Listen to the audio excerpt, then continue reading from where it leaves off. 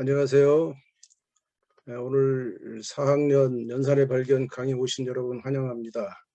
오늘은 이제 4학년을 9시부터 하고 이제 10시부터는 이제 5학년 하게 되는데 4학년 들으신 분들 또 5학년 들으셔도 괜찮고 하니까 연속으로 들을 수 있고요. 4학년 7권을 펴시고 같이 우리가 이제 4학년 공부를 해보도록 하겠습니다. 4학년 연산의 발견은 이제 차례가 20단계까지 있죠. 오늘 우리가 20단계를 다 할 수는 없고 강의할 내용은 4단계하고 7단계, 그 다음에 11단계, 14단계, 그리고 18단계, 20단계 이렇게 6개 단계를 집중적으로 이제 같이 생각해 보도록 하겠습니다. 자, 그럼 먼저 4단계로 한번 가볼까요? 4단계. 이제 4학년은 첫 단원이 큰 수입니다. 큰 수. 그래서 1, 2, 3학년에서 다뤘던 이제 네 자릿수까지의 그 이상, 네 자릿수는 이제 몇 천이죠. 몇 천, 몇 백, 몇십, 몇까지를 1, 2, 3학년에 다뤘다면은 4학년에서는 이제 만부터 이제 만도 그냥 만만 다루는 게 아니고 10만, 100만, 1000만. 그 다음에 또 억을 가서 10억, 100억, 1000억, 1000억. 그리고 또 조까지 가서 10조, 100조, 1000조까지 엄청난 숫자를 다루게 됩니다. 사실 우리나라가 이 돈의 단위, 화폐 단위가 다른 나라보다 크죠. 예를 들면 우리가 환율을 계산할 때 달러나 유로는 우리보다 약 1000배 작습니다. 그래서 그쪽 아이들은 이렇게 조까지 다룰 이유가 없는데 우리나라는 이제 조를 다뤄야만 국가 예산의 규모를 알 수가 있죠. 우리 예산이 1년에 약 500조 정도 되죠. 그렇기 때문에 조를 다루지가 않을 수 없어서 이제 4학년에서 다루게 되는 겁니다. 자, 그러면 이제 매 단계를 보면 첫 번째 장이 가장 연산의 연결은 첫 장이 가장 중요하고 첫 장의 시작은 개념 연결로부터 시작합니다. 매 장마다 똑개가 나오는데 이 똑개가 나오는 게 그 현 단계 4단계입니다. 그래서 억을 지금 이제 다루고 있는데 이 전에는 10만, 100만, 1000만 억 직전까지 다루고 또 그 전에는 천이 10개인 수, 천이 10개인 수는 얼마겠습니까? 1000원짜리 10개면 10,000원이다. 그래서 만부터 시작했죠. 4학년의 시작은 만부터 시작하는 겁니다. 그래서 만, 10만, 100만, 1000만, 억. 그 다음에 이후에는 조를 다루게 됩니다. 이렇게 순서를 알 수가 있어요. 오늘 뭐를 다루는지, 이전에 뭘 다뤘는지, 그래서 이제 먼저 개념 연결을 쭉 보여주고요. 그 다음에 배운 것을 기억해 볼까요는 오늘 억을 다룰 준비가 됐는지 확인하는 겁니다. 그래서 1번은 만이 7인수, 만이 7이면 만이 7이니까 만 다음 7 다음에 0을 4개 쓰는 7만이 되겠고 읽는 것은 7만이라고 읽겠죠. 그 다음에 만이 1357인수는 1357만이 되겠죠. 만원짜리가 1357개 있는 거니까 그래서 1357만 이렇게 읽는 거죠. 1357만 이렇게 읽는다. 만약에 아이들이 여기를 못 쓰면 여기 있는 걸 못 써버리면 오늘 이제 억을 배울 준비가 아직 안 됐다. 그래서 다시 이전 단계로 돌아가서 복습을 해라. 그런 뜻으로 배운 것을 기억해 볼까요를 넣는 겁니다. 이건 틀려서는 안 되는 거고 이거 틀리면 오늘 것을 공부할 이제 준비가 안 됐다 이렇게 보시면 되는 겁니다. 자, 이 두 가지를 한 다음에 이제 세 번째는 첫 장의 세 번째는 30초 개념 가장 중요합니다. 우리 연산의 발견에서 가장 중요한 게 이 30초 개념입니다. 이것을 말로 정확하게 표현할 수 있어야 됩니다. 아이들은 그냥 수만 쓰고 식만 쓰고 말로 설명하지 못하면 연산을 제대로 아는 것이 아닙니다. 그래서 연산을 제대로 알고 있느냐를 확인하기 위해서 이렇게 말로 쓰도록 하고 있습니다. 글로 쓰도록. 그래서 억이라는 게 뭐냐? 1억. 1억이 뭐냐면 1000만이 10개인 수다. 가까이는 1000만부터 시작하면 1000만이 10개인 수가 1억이다. 그래서 이제 0이 몇 개인가가 뭐 중요하지 않아요. 8개지만 어쨌든 1억이라고 하죠. 이것을 억이나 또 1억이라고 합니다. 그래서 이 1억까지 오는 과정에 10배씩 만부터 10만, 100만, 1000만, 1억 이렇게 오는 관계를 설명할 수 있어야 됩니다. 그래서 1만이 10만, 100만, 1000만, 억. 그러면은 이렇게 두 칸 뛰면 100배가 되는 거죠. 세 칸 뛰면 1000배가 되는 거고, 그러면 1만에서 억은 10,000배가 되는 겁니다. 1만을 또 10,000배 하면 1억이 된다, 이런 겁니다. 자, 그럼 앞에 엄청나게 큰 수가 있는데 이렇게 엄청나게 큰 수는 읽기가 어렵습니다. 근데 우리 어른들은 끝에서부터 세죠. 1, 10, 100, 1000 이렇게 세가는데, 그렇게 세가는 방법도 있지만 그게 전형적으로 세는 방법이지만 숫자가 너무 크면은 그것도 힘듭니다. 그래서 아예 처음부터 지금 밑에 본 대로 이렇게 우리나라 숫자는 4자리씩 잘라가지고 봅니다. 4자리. 그 4자리씩 잘라보니까 이 4자리가 1111. 1의 자리에서 그 다음에 만 올라가면 다시 1111 이렇게 1111이 반복되는 이 규칙을 찾는 겁니다. 억도 1111이다. 그래서 4자리씩 잘라놓으면 이 앞에 3456억 하고 이렇게 있습니다. 그 다음에 여기가 이제 없지만 만약에 7, 8, 9 이렇게 있으면 7890만 이렇게 있습니다. 만약에 여기가 1, 2, 3, 4가 있다면 1234 이렇게 읽습니다. 이런 식으로 4자리씩 읽으면 거기에 억, 만, 일 이렇게 붙여주면 된다라는 겁니다. 그 다음에 이보다 더 큰 수가 있다면 여기 이제 조를 붙이는 거죠. 조 붙이면 또 몇천, 몇백, 몇십, 몇 조 이렇게 읽을 수가 있죠. 이렇게. 자, 우리나라 숫자는 이렇게 4자리씩 끌어 읽는다. 근데 전 세계적으로 보면 여러분 이제 은행이나 이런 데는 콤마를 찍어서 3자리 쓰죠. 1, 2, 3, 4, 5, 6 사이에 이렇게 콤마를 찍습니다. 콤마를 찍는 거는 서양 방식의 자릿수죠. 그래서 이 서양은 콤마를 3자리씩 찍습니다. 7, 8, 9 이렇게 하면 이 자리가 100만이고 그 다음에 1000이고 1000이고 100만 이렇게 하는 거죠. 그러면 7억 8,900만 900 그다음에 12만 3,456 어색하네요. 갑자기 하려니까 이렇게 읽는 것이 서양식인데 우리나라는 이렇게 4자리씩 끊어 읽는다. 근데 국제 표준은 달러화 기준으로 가면은 이렇게 3자리씩 끊어 있기 때문에 아이들이 은행에 쓰여진 이 숫자와 우리나라 숫자가 좀 차이가 난다는 것을 느낄 수가 있습니다. 그건 뭐 문화의 차이기 때문에 그렇게 극복해야 되고 이제 3자리씩 끊어 읽을 때는 미국식으로 간다는 것이고, 근데 우리나라는 4자리씩 끊어 읽는다 이렇게 생각하면 되겠습니다. 자, 이제 이렇게 해서 30초 개념이 그 단계에서 가장 중요한 거다 이렇게 생각하시면 되고, 그 밑에는 여러 가지 새로운 방법을 제시해 놓고 있어요. 그래서 이런 방법도 있어요 해서 이제 또 이런 식으로 억이나 만을 이렇게 생각해 볼 수 있는 새로운 방법을 제시하고 있습니다. 두 번째 페이지는 개념 익히기라고 해서 이제 본격적으로 이제 연산을 하게 되는데, 여기는 지금 이 단어는 꼭 연산이라기보다는 수 단원이죠. 가장 큰 수니까 수 단원의 수를 익히는 가장 그 기본이 되는 첫 단계입니다. 수를 익히는 것. 이거는 바로 직전에 있는 30초 개념을 그대로 되풀이하는 방법입니다. 되풀이하는 방법에서는 꼭 똑개가 나오게 되는데, 똑개는 30초 개념에 나오는 것을 다시 한번 이제 힌트를 주는, 상기시켜 주는 거기 때문에 이 부분이 아주 쉽다 그러면 그냥 넘어가면 됩니다. 이것을 이제 그냥 충분히 소화한 아이들은 굳이 개념 익히기를 여기서 시간 끌 필요는 없는데, 이제 기초가 좀 부족하다든가 천천히 할 아이들은 개념 익히기를 해도 되고, 이 똑개는 필요한 부분에 힌트를 얻어서 볼 수 있는데, 여기도 보니까 1억이 되려면 만이 몇 개 있어야 되니 생각해봐라. 1000만, 만이 아니고 1000만에서 1억 가려면 1000만이 몇 개 있어야 되느냐, 이제 10개가 있어야 된다. 그래서 여기서 10개를 찾는 그런 것을 힌트를 주고 있죠. 그 다음에 이제 이 6번째 페이지, 6번째 페이지가 또 특색 있는 페이지인데, 6번째 페이지는 맨 밑에 도전해 보세요가 있어요. 도전해 보세요.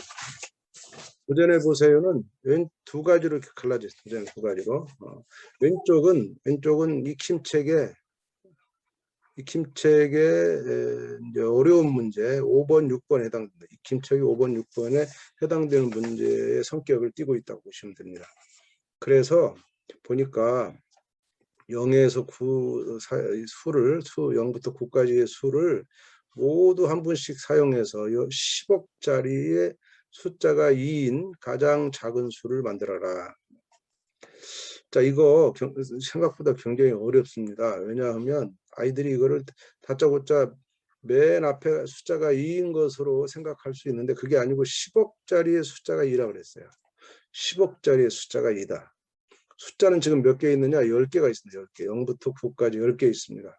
그러면은 지금 0부터 9까지 숫자를 모두 한 번씩 사용한 것이 10억짜리보다 더 크냐 아니면 딱 10억짜리냐 이것을 먼저 판단해야 됩니다.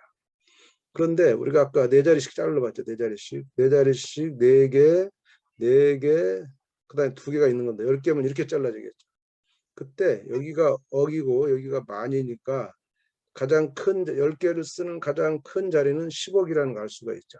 이렇게 판단이 섰을 때 아 그럼 10억짜리가 2면 맨 앞에가 2구나 라는 걸 알 수 있어요. 그 2라는 것이 10억짜리인데 그 앞에 더 다른 수가 없느냐 하는 것을 판단해 봐야 되는 겁니다. 이게 만약에 숫자가 11개였으면 이 앞에 더 작은 수가 나갈 수가 있는 거죠. 근데 지금은 2가 이제 맨 앞에 10억짜리라 10억짜리하고 맨 앞자리가 같다는 것을 확인한 다음에 그럼 나머지 숫자가 이제 그 뒤로 깔립니다. 그러면은 가장 작은 수라겠으니까 남은 0부터 9까지 중에서 가장 작은 수는 앞에서부터 작은 수를 써야 되니까 0부터 써야 되겠죠. 그럼 1억짜리 0이 오고 그 다음에 이제 1000만짜리 1이 오고 그 다음 100만짜리 2가 와야 되는데 2는 앞에 썼으니까 3이 오고 그러면 이 순서대로 3, 4, 5, 6, 7, 8, 9, 20억 1345만 6789가 답이 되는 것입니다. 이렇게 우리가 쓰고 읽으면 되는 거죠. 그래서 도전해 보세요의 첫 번째 왼쪽 거는 교과서 익힘책의 어려운 문제에 해당되는 그런 난이도 상인 문제다라고 생각하시면 되고요. 그래서 이것은 이제 쉽지 않은 문제죠. 그런데 오른쪽 문제를 잘 보시면 두 수의 크기를 비교해서 네모 안에 이제 이런 표시를 써놔라 했어요. 이 두 번째 문제는 도전 문제 중에서 추론 문제입니다. 추론 문제라는 것은 지금 배우지 않은 것을 애가 이것을 해결하는 방법을 직접적으로 배우지 않은 것을 예상해서 자기가 추측해서 풀어내는 겁니다. 자, 그러면 선행학습에 해당되는 건데 이 책이 선행학습을 조장하느냐 그런 뜻이 아니고 현재까지 배운 것으로 충분히 추론할 수 있다 이렇게 생각하는 겁니다. 그럴 때는 아이의 개인적인 능력이라고 보는 거죠. 그러면은 지금 아이들은 수의 크기를 비교하는 것을 계속 해왔어요. 어디까지 해왔냐? 4자릿수까지는 했습니다. 4자릿수 몇 천까지는 만은 안 했지만 몇 천까지 4자릿수 했을 때 원칙이 있어요. 수의 크기를 비교하는 원칙이 있어요. 이 원칙은 한 자리나 두 자리나 세 자리나 네 자리나 비교하는 방법 원칙 한 가지입니다. 똑같습니다. 그 원칙을 가지고 있고 그 다음에 지금 여기서 수가 큰 수를 배웠기 때문에 큰 수의 비교를 할 수 있는 겁니다. 큰 수를 배웠죠. 비교하는 방법을 배웠으니까 큰 수의 크기를 비교할 수 있다 이렇게 보는 겁니다. 그래서 이제 이것은 이 문제는 이 다음 단계의 문제지만 꼭 마지막에 그 다음 단계 문제를 하나 제시해서 이거를 풀 수 있는 어떤 기회를 제공하고 학생들이 이것을 풀었을 때 다음 단계를 미리 풀 수 있는 능력을 가진 거나 마찬가지입니다. 따라서 이 문제는 못 푸는 게 정상입니다. 이 문제를 못 풀었다고 해서 아 우리 애가 큰일 났구나 이 생각할 필요 없고 이 문제를 이제 못 풀면 이 다음 단계 가서 정상대로 차근차근 배워서 다시 공부해서 풀면 되는 거니까 지금 이제 풀 수 있느냐 없느냐는 나이마다 조금 차이가 있는 거니까 너무 이것을 꼭 풀어야 되는 것이다 의무라고 생각하지 않으시는 게 좋겠습니다. 자 그러면 이제 7단계라고 가볼까요? 7단계. 7단계는 수의 크기 비교 바로 그겁니다. 아까 방금 그 마지막 문제에 그 수의 크기 비교가 이 7단계에 나와 있습니다. 7단계. 7단계 수의 크기 비교는 여기 마지막으로 표시된 거는 이제 수가 크기 비교가 여기가 마지막이에요. 4학년이 마지막이고 이후에 5, 6학년에 나오지 않습니다. 그래서 이전에 쭉 했던 건데 옛날에 이제 나왔던 것들을 쭉 볼 수가 있습니다. 그런 것들을 확인하는 거죠. 지금 기억해 볼까 해도 세 자릿수나 네 자릿수를 확인하는 이런 겁니다. 그때 원칙을 생각해 봐라.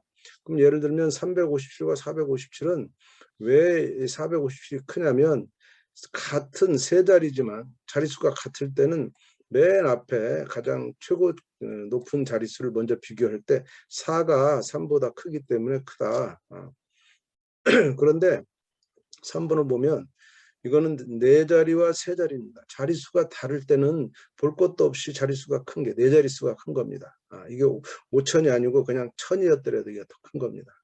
이게 자릿수가 같을 때와 다를 때의 그런 비교 원칙이 이제 차이가 나는 거죠. 그렇다면 이거를 우리가 이제 30초 개념으로 넘어가면은 수의 크기를 비교할 수 있어요. 그래서 수의 크기를 비교하는 원칙을 줬는데 두 가지입니다. 똑같습니다. 첫 번째 원칙은 두 수의 자릿수를 세보는 겁니다. 두 자릿수가 같은지 다른지 비교해 보는 겁니다. 그럼 자릿수가 다르다 그러면 그럼 볼 것도 없이 자릿수가 많은 게 크다. 그러면 이거는 6자리고 5자리니까 그냥 볼 것도 없이 6자릿수가 크다 이렇게 말하는 겁니다. 자, 두 번째는 같을 때는 가장 높은 자리부터 비교한다. 그럼 이거는 똑같이 7자릿수인데 7자릿수에서 맨 앞에가 가장 높은 자리가 9니까 그 다음 두 번째 자리를 비교할 때 두 번째 자리가 이쪽이 7이고 8이니까 요 7하고 8에서 8이 크니까 8이 있는 쪽이 더 크다 이렇게 하는 비교하는 원칙을 볼 수가 있는 겁니다. 이렇게 자릿수는 두 수의 크기 비교는 두 가지 원칙이 수의 크기가 두 자리냐 세 자리냐 초등학교 1학년 때부터 지금 4학년까지 계속 매년 해오고 있지만 원칙은 딱 두 가지밖에 없다는 거. 그 두 가지 원칙을 지켜서 하면 되겠습니다. 자, 그러면 이제 11단계로 넘어가 볼까요? 11단계. 11단계 넘어가시면 이제 뭐가 나옵니까? 11단계에서는 사각형의 네 각의 크기 합이 나옵니다. 이게 4학년에서는 각을 좀 다룹니다. 각은 사실은 도형이고 연산은 아니지만 각을 가지고도 연산을 합니다. 그 사각형 가지고 내각의 크기 합을 계산할 때는 이제 덧셈 뺄셈을 해야 되죠. 그리고 각끼리도 더하고 뺄 수 있는 그런 각의 합과 차가 있습니다. 그런 부분을 연산에 발견해서 따로 다루도록 이렇게 이제 단계를 구성했는데 11단계는 사각형이다. 사각형은 내각의 크기 합이 360도다. 이것을 다루는 거예요. 그럼 이전에 그러면 뭘 다뤘냐면 삼각형을 다뤘어요. 삼각형은 180도다라는 거 삼각형이. 그거 가지고 360도가 어떻게 연결할 거냐.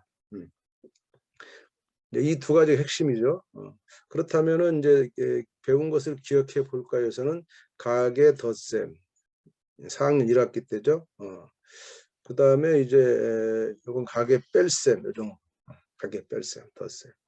여기서 가장 중요한 거는 사실은 이 삼각형의 세 각의 크기 합이 180도라는 사실입니다. 이 삼각형은 크기 합이 180도다 이 말은 삼각형이 어떤 모양을 갖더라도 항상 수학에서는 이런 것을 일반화라고 합니다. 항상 모두 언제나 그거 먹고 와. 항상 성립한다. 언제나 그렇다. 모두 그렇다. 라고 할 때 일반화라는 개념을 씁니다. 이런 것이 수학에서 가장 수학의 목표는 일반화를 시키는 거다 이렇게 말할 수 있습니다. 김승현님 마이크 좀 꺼주세요. 김승현님 마이크 좀 꺼주시기 바랍니다. 잘하면은 예, 네 감사합니다. 자 그러면 이제 삼각형이 세 각의 크기 합이 180도라는 사실, 이 사실은 수학에서는 기본이죠. 그러니까 이것을 왜 180도냐라는 것은 설명하기 어렵습니다. 3학년에게, 4학년에게. 나중에도 다른 방법이 있잖아요. 중학교 올라가면 초등학교 때는 이것을 그냥 사실로 받아들이는 그 전제하에 나머지 사각형, 오각형을 이제 만드는 것이 초등학교 수학입니다. 그렇다면 30초 발견에서는 사각형을 어떻게 할 거냐? 사각형을 이제 360도 사각형의 내각의 크기 합이 360도다. 이것을 설명하는 방법은 두 가지가 있습니다. 교과서에서는 이런 방법도 있어요. 이걸 먼저 설명하지만 저는 사각형의 내각 크기 합을 그냥 이렇게 사각형을 쪼개서 설명하는 것보다 이렇게 사각형 대각선을 그어서 삼각형을 두 개 만들어서 이 각각이 180도다. 이거는 언제 배웠냐면 직전에 배웠단 말이에요. 직전에 배운 사실을 연결해서 사각형은 이것을 두 개 더해서 360도다. 180도 곱하기 2의 360도다. 이렇게 사각형의 내각의 크기합을 구하는 것이 훨씬 더 논리적이기 때문에 이게 저는 더 중요하다고 봅니다. 근데 교과서는 사각형도 삼각형처럼 쪼개가지고 이렇게 네 개를 쪼개서 붙이면은 여기가 딱 모여서 360도 된다. 그래서 각 기역이 얼마냐? 네 개가 합쳐서 360도니까 나머지 세 개, 110도와 110도, 80도. 그럼 이 300도니까 360에서 빼면은 이제 60도가 남게 되는 거죠. 이렇게 구하는 방법이 있는데 이렇게 쪼개서 붙였더니 사각형을 쪼개서 붙였더니 360도가 되더라. 이건 논리적인 게 아닙니다. 실제적으로 행동하는 구체적인 거죠. 약간 구체성을 띈 거고 구체적인 방법이고 이거는 논리적인 방법이야. 4학년쯤 되면 이제 논리적으로 충분히 사고할 수 있기 때문에 논리적으로 해결할 수 있는 거는 가급적 구체성을 띠지 않는 것이 사고가 높은 수준의 사고를 올라갈 수 있는 겁니다. 왜냐하면 예를 들면 이제 이렇게 구체적인 방법은 연결이 되지 않아요. 이후에 발전할 수가 없습니다. 만약에 오각형은 몇 도냐 그랬을 때 오각형은 이와 같은 방법으로 쪼개가지고는 알 수가 없습니다. 오각형. 이렇게 찢어가지고는. 근데 지금 여기 위의 방법처럼 사각형을 쪼개서 삼각형이 몇 개 있는가를 보는 거. 그러면 만약에 오각형 같으면 오각형은 이렇게 있다면 오각형은 몇 도일까? 이 오각형이 몇 도일까는요. 사실은 초등학교에서는 절대 배우지 않는 중학교 1학년에 학습하는 내용입니다. 그런데 사각형을 이렇게 논리적으로 하게 되면 이 논리적인 방법은 일관성이 있어요. 항상 그렇기 때문에 그 다음 오각형 할 수 있어요. 오각형 어떻게 하냐면 오각형도 이렇게 대각선을 잘라가지고 삼각형으로 만드는 겁니다. 그러면 오각형이나 삼각형이 세 개가 나오게 돼요. 세 개가. 그러면 180도씩 세 개가 있는 거니까 이것을 3배 하면 오각형은 5각의 크기 합이 540도라는 걸 알 수가 있어요. 그러면 그것만 알 수 있겠습니까? 육각형도 아는 거고 칠각형, 십각형도 알 수 있는 거죠. 이렇게 논리적인 방법은 계속 추론이 가능합니다. 배우지 않았어도 얼마든지 확장하고 늘려갈 수 있는 방법이기 때문에 이 방법을 더 적극적으로 익히는 것이 어떤가 이런 생각이 들고 한 가지 더 소개시켜 준다면 사각형이 몇 도인가 할 때 아까 이렇게 대각선을 직접 쪼갤 수 있지만 사각형 안에 점을 하나 찍어요. 점을 하나 찍어서 각 꼭지점을 연결하면 이렇게 사각형 안에 삼각형이 4개 나옵니다. 이제 오각형은 이렇게 하면 5개 나오고 육각형은 6개 나오겠죠. 그럼 사각형 안에 삼각형이 이렇게 4개가 나왔어. 4개. 그러면 180도씩 4개니까 720도가 나오게 되는데 사각형이 720도일 리가 없어요. 360도인데 어떻게 크게 나왔을까 생각해 보니까 이 가운데 부분, 이 4개의 삼각형의 이 가운데 부분에 들어가는 요만큼은 원래 사각형의 각이 아니죠. 가운데 들어가서 갑자기 점을 찍어 생긴 거니까. 그 가운데 생긴 요만큼이 필요가 없는 720도가 그걸 품고 있으니까 다시 720도에서 가운데 저 한 바퀴 돈 저 원이 얼마냐면 360도거든요. 그걸 빼주면은 360도가 나오게 되는데 이 360도는 아까 여기서 구한 이 360도와 똑같은 이제 각이 되는 거죠. 그래서 저렇게 구하는 방법도 있다. 좀 더 복잡하지만 그런 생각을 해보는 것이 이 각을 구하는 방법이 다양하구나라는 걸 느끼는 겁니다. 지금 사각형에서는 저게 복잡해 보이는데 이것을 오각형, 육각형으로 가면 이게 좀 더 오히려 쉬운 방법이 될 수도 있기 때문에 한번 예를 들은 거고 이런 것들은 중학교에 가서 취급하게 되는 겁니다. 자, 그 다음 단계로 넘어가 볼까요? 그 다음 단계는 14단계가 되겠습니다. 14단계. 자, 14단계는 뭘 다루고 있습니까? 14단계는 이제 세 자릿수 곱하기 두 자릿수. 4학년에서는 이제 세 자릿수 곱하기 두 자릿수 곱셈을 본격적으로 다루는데 지금 보니까 개념 연결을 보니까 세 자릿수 곱하기 두 자릿수. 그러면 이제 그 전에는 올림이 있느냐 없느냐로 또 바로 전 단계가 있어요. 4학년에서. 이게 어차피 세 자릿수 곱하기 두 자릿수는 4학년에서 다루고 있고 올림이 있느냐 없느냐의 차이일 뿐입니다. 그러면 이제 올림이 있는 것을 우리가 오늘 같이 다루면 올림이 없는 건 이제 더 쉽겠죠. 그러면 이제 3학년 때는 뭐 했느냐? 3학년 때는 세 자릿수 곱하기 한 자릿수로 했어요. 그러면 달라진 게 뭐냐면 세 자릿수에 곱해진 수가 한 자릿수냐 두 자릿수냐 이 차이가 3학년과 4학년의 차이다 이렇게 보면 됩니다. 그럼 우리가 흔히 볼 때 그 곱해지는 수가 한 자릿수에서 두 자리 늘어났으니까 한 번 더 곱하면 되겠구나 하는 정도의 차이냐 그러면 좋겠지만 그렇게 하면 아이들이 걸리지 않지만 이 한 자리 늘어난 한 자릿수가 두 자릿수가 될 때 결정적인 어려움이 발생합니다. 그래서 이것이 이 차이가 그냥 2배 정도가 아니고 10배 정도의 차이로 느껴지는 아이들이 있어서 여기서 계속 에러를 나타내는데 예를 들면 이런 겁니다. 145 곱하기 4를 할 때 이때하고 145 곱하기 24를 할 때의 차이가 뭐냐?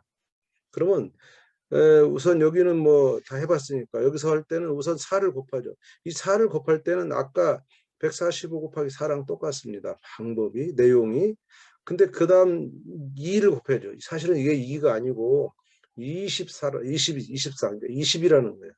그래서 4를 곱할 때는 여기다 쭉 쓰지만 두 번째 2를 곱할 때는 이렇게 쓴단 말이에요. 한 칸을 떼서 이 마지막 칸을 비워둔단 말이에요.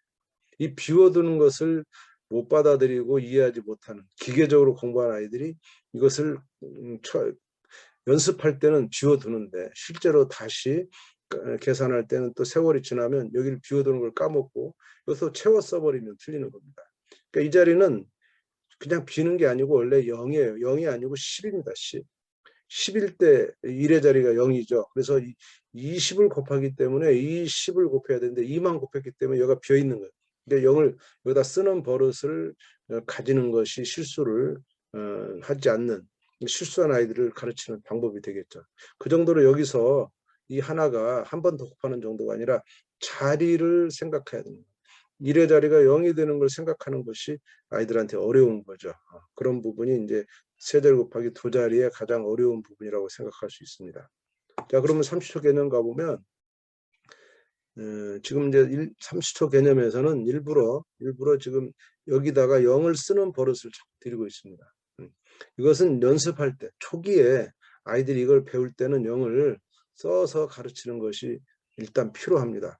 근데 이 0의 위치를 충분히 파악하고 여기다 0을 쓰지 않아도 애들이 이 자리를 침범하지 않을 거다 그러면 그때부터는 안 쓰면 되는 건데 자꾸 여기를 침범한 아이들은 여기다 0을 쓰도록 가르치는 것이 필요합니다. 그러면 결국 세 자릿수 곱하기 두 자릿수 핵심은 뭐냐면 이 곱하는 두 자릿수를 1의 자리와 10의 자리로 나누어서 1의 자리와 10의 자리로 나누어서 각각 곱한다. 그러니까 10의 자리가 붙었기 때문에 두 자릿수인데 이것하고 이것을 나누어서 두 번 곱하는 거다. 그래서 여기서 좀 단계적으로 보면은 268 곱하기 64는 268에다가 1의 자리 4를 곱하는 이건 3학년 때 한 거 그 계산뿐만 아니라 10의 자리 60을 곱하는 거다. 60을 곱할 때 그 0이 확실하게 밑으로 따라오죠.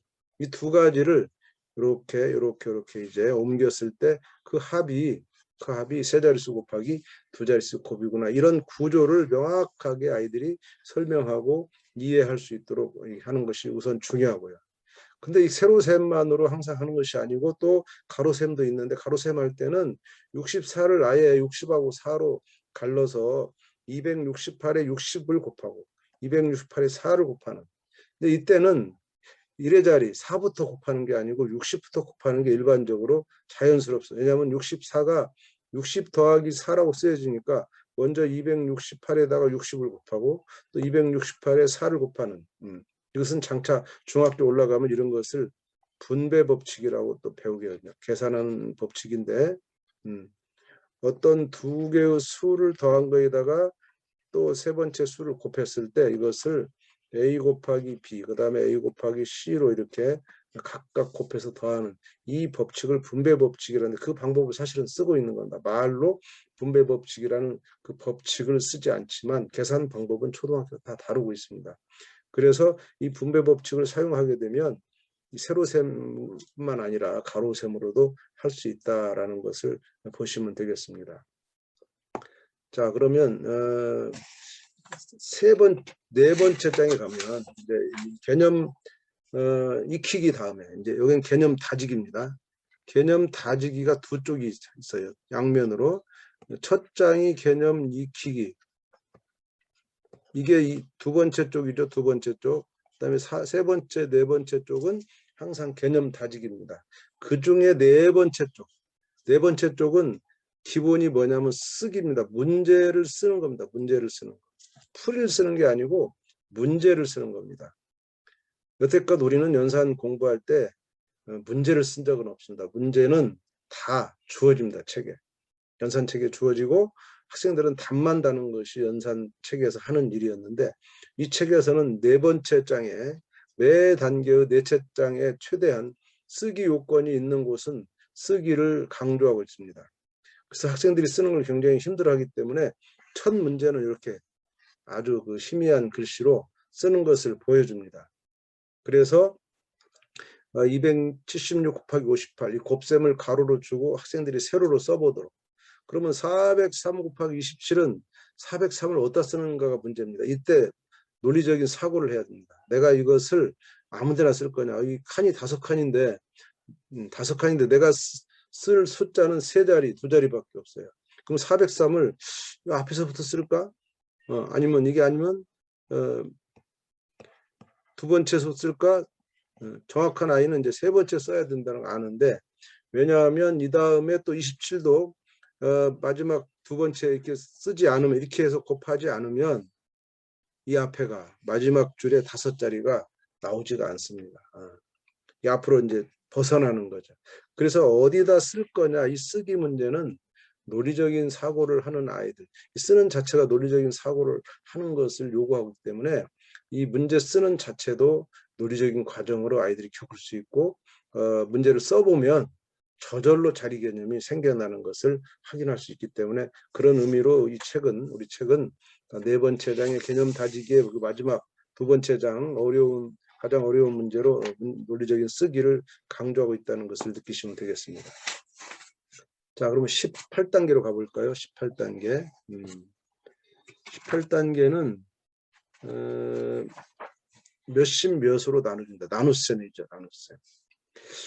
곱셈이 있고 나눗셈이 있다면 이제 곱셈하고 나눗셈은 어느 정도 차이냐. 곱셈하고 나눗셈은 비슷하죠. 곱셈을 반대로 하는 게 나눗셈. 서로 역관계라 하죠. 하지만 나눗셈은 곱셈보다 몇 배나 어렵습니다. 예. 곱셈은 다 잘해도 나눗셈은 하나도 못한 애가 있습니다. 그 정도로 나눗셈은 쉽게 넘을 수 없는 벽이죠. 그래서 나눗셈을 좀 굉장히 주의해서 가르쳐야 되는데 18단계는 몇십 몇으로 나누는 겁니다. 나눗셈을 쭉 아이들이 3학년 때부터 해왔어요. 3학년 1학기 때부터 해왔고 곱셈은 2학년 때부터 하지만 나눗셈은 3학년 1학기 때부터 하고 3학년 2학기 그다음에 4학년 1학기 이렇게 쭉 가고 이제 5학년에 올라가면은 분수나 이제 소수의 나눗셈까지 가게 되고 6학년까지 가면 4학년에서는 이제 마지막 그 자연수의 나눗셈 마지막 하는 겁니다. 18단계는 나누는 수가 몇십 몇으로 몇십 몇이란 말은 두 자릿수를 얘기하는 거죠. 몇십 몇으로 나눈다 나누는 수가 그걸 할 때 몇십으로 나누는 몇십은 두 자릿수긴 하지만 사실은 몇십이니까 숫자는 하나밖에 없어요. 그래서 몇으로 나눈 것과 마찬가지라고 볼 수 있는데 몇십 몇은 몇십보다도 어렵고 몇보다도 어렵죠. 하나 더 붙었으니까. 그래서 이 3학년 때 배운 이 세 자릿수 나누기 한 자릿수. 한 자릿수는 몇이죠, 그냥. 몇으로 나누는 것을 몇십 몇. 그러니까 하나 더 붙은 거죠. 그래서 상당히 이제 어려워지는 것이 4학년이라고 볼 수 있어요. 그러면 이제 미리 배운 것을 기억해 볼까요는 첫 번째 몇으로 나누는 거, 한 자릿수 나누는 거. 그 다음에 몇십으로 나누는 거, 50이나 60, 몇십. 이 나누는 것을 제대로 하는 아이들이 그 다음에 이제 몇십 몇으로 나누는 것을 할 줄 아느냐 이것을 이제 확인하는 그런 단계가 되겠습니다. 그래서 역시 여기서 걸려버리면 여기서 걸린 애들은 몇십 몇은 아예 상상도 할 수가 없습니다. 몇십까지는 할 줄 알아야 그 다음 몇십 몇을 할 수 있는 그런 준비가 됐다 이렇게 볼 수 있는 것이니까 몇십 몇 다루는 것이 쉽지 않다는 걸 알 수가 있죠. 자, 그러면 이제 30초 개념으로 갈 건데 채팅창에 누가 글을 올리셨네요. 채팅창 한번 잠깐 보고 갈게요. 문제집에 표시된 날짜 표지 기준은 하루 권장하는 분량이냐 그랬어요. 자, 문제집 표시된 날짜 표기 기준은 하루 권장하는 분량, 무슨 말씀인지 조금 이해가 안 가는데, 날짜가 써 있죠. 거기 문제집에. 날짜는 이 날짜 그 기준 때문에 써놓은 게 아니고, 날짜는 공부한 날짜를 그냥 쓰는 겁니다. 날짜를 왜 썼냐면 그 학생의 너의 공부한 날을 그냥 써라는 것이지, 그 날짜가 날짜를 뭐 대신 썼냐면 속도 대신 쓴 겁니다. 시간. 그러니까 다른 문제집들은 거기다 시간을 쓰게 돼. 시간 쓰는 건 뭐냐면 너 오늘 여기 이 문제 뭐 10개 있으면 10개를 몇 초에 풀었냐, 그 시간을 쓰는 겁니다. 그것은 속도를 강요하는 것이고, 그것을 없애버리고 날짜로 쓴 거는 너는 언제 공부했니만 그냥 묻는 겁니다. 그냥 기록이죠. 본인의 기록으로. 그 날짜 옆에 별이 있어요. 별 5개. 별 5개는 우리가 알듯이 이제 선호도 표시지만, 네가 오늘 여기를 풀 때 네 스스로 자기 평가하는 거. 너 스스로 이거 별 몇 개야? 네가 이거 다 잘했어? 그럼 별 5개 쓰는 거고, 아 이거 내가 해보니까 잘 모르겠다. 별 한두 개 쓰는 거고, 이렇게 자기의 상태를 스스로 표시하는 그런 것이 이제 그 자리 날짜고요. 하루 권장 분량은 앞에 서두에 서론서 얘기했지만, 이 연산의 발견은 하루에 두 쪽을 기본 분량을 하고 있습니다. 그래서 한 단계를 3일간 하고, 또 이틀 더 하면 이제 일주일이 되겠죠. 그리고 이제 또 다음 주로 넘어가고, 이런 식으로 공부하도록 하는 것이 기본 분량이 되겠습니다. 자, 그러면 30초 나누기, 30초 개념으로 가면 나누기에 대해서 몇십 몇으로 나누는 것인데, 이게 이제 어렵습니다. 이 몇십 몇으로 가면 아이들이 구구단으로 할 수가 없기 때문에 나누는 수가 몇 번 들어가는지 몫을 어림해 본다. 이 말이 굉장히 어렵죠. 사실 아이들이 이제 어림을 하는데 자기들이 뭘 하는지를 말로 못하면 안 됩니다. 그래서 너 지금 몇십 몇으로 나눌 때는 어떻게 하는 거야? 물었을 때 아이가 나누는 수가 몇 번 들어가는지 몫을 어림해 본다. 이 말은 예를 들면 이렇습니다. 지금 밑에 계산을 가지고 얘기하면 153 나누기 27 할 때 153 안에 27이 몇 번 들어가느냐, 이거를 어림하는 거예요. 정확한 값은 몰라도.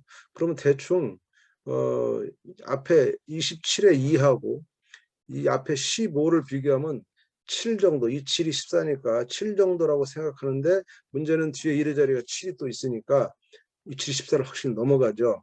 그래서 다시 6으로 줄여보고 5로 줄여보고. 그러니까 원래 이거는 27 곱하기 6 정도를 먼저 계산하면 돼요. 7은 너무 했고 6 정도 하면 이게 162가 나오잖아요. 그럼 153을 넘어가니까 6은 너무 크구나. 그래서 하나 더 줄여서 5를 곱해야 되겠구나. 이런 식으로 시행착오를 겪는 겁니다. 그것을 어림이라고 표현했어요. 어림. 이렇게 해봤더니 맞을까 안 맞을까, 그 근방을 가보는 거예요. 이것이 나눗셈에서 가장 어려운 겁니다.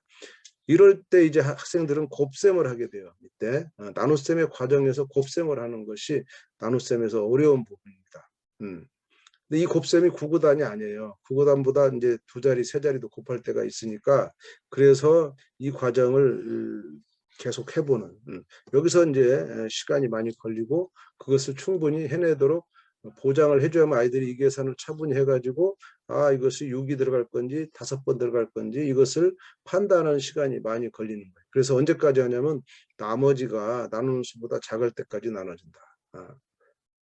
난 적은 수를 했는데 너무 또 나머지가 크게 나오면 한 번 더 나누는 수를 더 몫을 더 크게 해가지고 나머지를 줄여가는 이런 과정, 왔다 갔다 하는 그런 과정을 확인하는 것이고, 그런 과정을 이제 경험하는 것이고, 나눗셈은 이제 통상 이렇게 계산의 결과가 맞는지 확인해 보는, 나눗셈 자체가 어렵기 때문에 많이 틀려요. 그래서 꼭 확인하는 습관을 가지는데, 이건 뭐 나눗셈만 그런 게 아니라 모든 계산 다 해야 되겠지만, 특히 나눗셈에서는 이 확인하는 과정, 이것을 어른들은 아마 어렸을 때 이것을 검산식이다 이렇게 한문으로 배웠을 거예요. 검사는 뭐냐면 계산이 맞았는지 검사한다 그 말이에요. 근데 그런 말을 지금 초등 교과서는 쓰지 않고 확인한다 정도. 확인하는 식 정도로 생각하면 됩니다. 확인하는 과정을 꼭 겪어서 하는데 왜 나눗셈식을 이렇게 확인하냐면 나눗셈이 틀렸냐 맞았냐를 똑같이 다시 나눗셈으로 해서 확인하는 방법은 그 실수를 찾아낼 수가 없어요. 그 실수 때문에 나눗셈이 틀렸는데 또 다시 한들 그 실수가 똑같이 반복되죠. 그래서 정반대의 방법으로 확인하는 것이 검산이 되는 겁니다. 그러니까 곱셈으로 해도 결국 그 값이 나오는구나. 너는 나눗셈을 해석했는데 내가 곱셈을 해보니까 똑같아. 그럴 때 그 답이 정확한 거예요. 두 가지 방법으로 했기 때문에. 근데 똑같은 방법으로 두 번 하면 두 번 다 똑같은 실수를 할 가능성이 많아서 사실은 검토가 안 되는 거죠. 그래서 검산, 즉 다른 방법으로 풀어서 이 답을 확인하는 방법은 내가 푼 방법이 아닌 제3의 방법을 가지고 확인하는 것이 가장 안전하고 좋은 방법이다라는 것을 그래서 우리 아이들이 초등학교 때부터 여러 가지 방법으로 계산하는 것을 배우는 겁니다. 여러 가지 방법을 계산해봐야 하는 것을 모르면 검산을 할 수가 없어요. 틀려도 틀린지를 알 수가 없는 그런 지경에 간다는 거죠. 그래서 검산을 여러 가지 방법을 배운다고 생각하시면 되겠습니다. 자, 이제 마지막 20단계로 가볼까요? 20단계. 20단계는 나눗셈 중에 이제 가장 어려운 4학년 나눗셈 1학기 때 배우는 세 자릿수 나누기 두 자릿수. 아까 우리는 이 반대인 세 자릿수 곱하기 두 자릿수를 했는데 이제 세 자릿수 나누기 두 자릿수. 그 중에서 또 나머지도 있고 또 두 가지가 되는 이런 두 자릿수가 되는 가장 어려운 나눗셈을 이제 마지막 20단계에 다루게 됩니다. 그러면 이미 이 앞에도 몇십 몇으로 나눈 두 자릿수로 이 몇십 몇이 두 자릿수예요. 두 자릿수 나누는 거 배웠지만 이제 이보다는 나머지가 이제 없다든가 또는 몫이 한 자리라든가 그럴 때는 좀 더 쉽습니다. 근데 몫이 두 자리면은 두 번 나눠야 되기 때문에 여기가 어려운 거죠. 그러면 이제 30초 개념 가면은 이제 지금 예시로 나온 게 662 나누기 26. 아마 부모님들도 이거 나누는데 만만치 않다는 것을 경험하셨을 겁니다. 그러면은 자 우선 중요한 거는 앞에 662 나누기 26 이런 것들은 사실은 세로셈으로 하는 외에 다른 방법 찾기 굉장히 어렵습니다. 정말 전문가가 아니면은 세로셈을 안 쓸 수가 없죠. 아이들은 더더욱이 꼭 써야 되는 거기 때문에 피할 수 없는 거고. 자 이때 662를 전체를 가지고 26으로 나누는 게 아니고 맨 앞자리부터 생각하는 거예요. 600 사실은 6이죠. 그냥 6을 볼 때 6이 6 속에 26이 몇 번 들었나 이렇게 보는데 6은 26보다 작기 때문에 이거 한 자리 가지고 안 되고 두 자리를 봐야 된다 이렇게 이제 판단이 돌아가야 됩니다. 맨 처음에 6부터 시작하는 거예요. 근데 6이 26보다 작기 때문에 그것은 이제 몫이 안 나오죠. 그래서 두 자리를 보면 66은 26보다 크니까 66에서 26을 몇 번 덜어낼 수 있는가를 판단하는 겁니다. 그럼 이때 두 번 덜어낼까, 세 번 덜어낼까, 한 번 덜어낼까, 셋 중에 하나죠. 그 시행착오를 겪어서 두 번이라는 걸 판단해요. 두 번이나. 해서 52가 되면 그 52를 빼고 14가 남고 맨 세 번째 자리를 바닥 밑으로 내리는 겁니다. 그래서 142가 됐을 때 그 142 속에 26이 몇 번 들어가냐. 이건 어렵죠. 왜냐하면 이제 자릿수가 세 자리니까. 그때 시행착오를 또 겪어요. 아까처럼 26에다가 몇을 곱하면 142가 될까?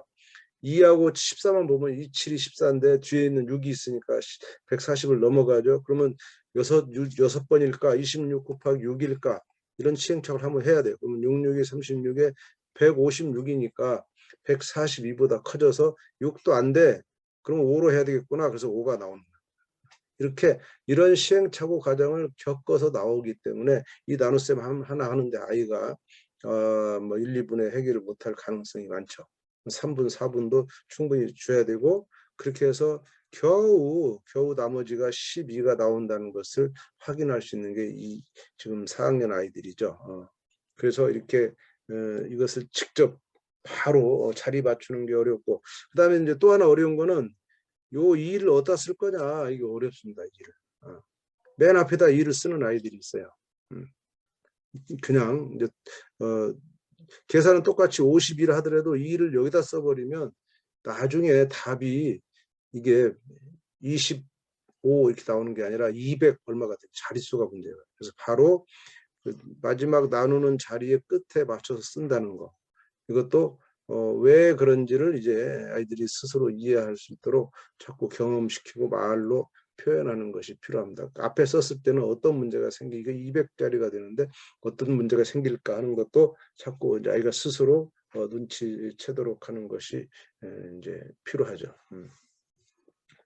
자, 오늘 마지막 20단계의 내용까지 우리가 쭉 훑어봤습니다. 여러 가지 또 아이들을 가르치다가 질문이 있을 수 있고 내용 중에 또 어려운 부분이 있을 수 있는데 채팅창에 글로 올려주셔도 괜찮습니다. 네.